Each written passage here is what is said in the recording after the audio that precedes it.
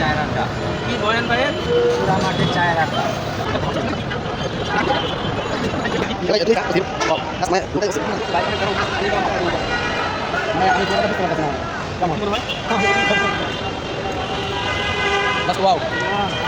মজা ভাই, কোথা ভাই খাওয়াইতেছে? দাদা মূলত চা বানান আগে কোথায় বানাইছে? চট্টগ্রামে না?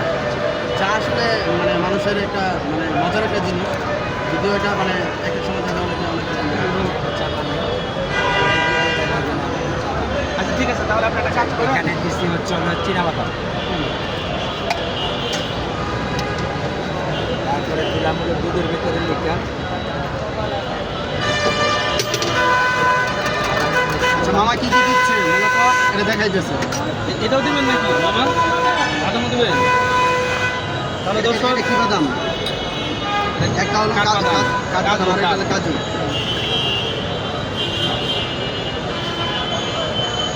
ঠিক এখন পুরাবেন নাকি এখানে? পুরানো হয়েছে, এখন এটা পুরানো। দর্শক দেখতে থাকেন। আর সব থেকে বড় বিষয়, ফুরকান ভাই চাটা খাওয়ানোর জন্য আমার নিয়ে আসছে এই বাইপাস থেকে। ওমা আগুনের রেটে তো নিবেন না। সমস্যা নেই।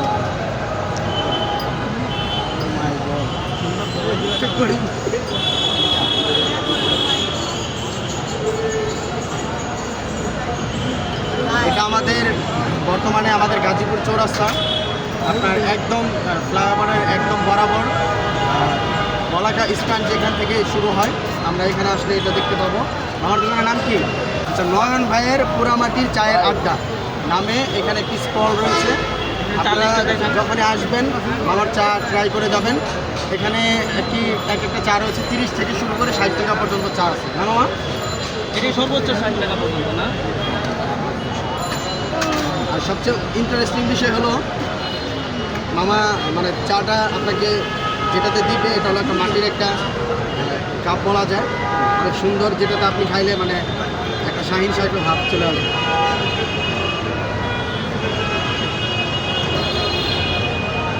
এটা কি দিলেন মামা?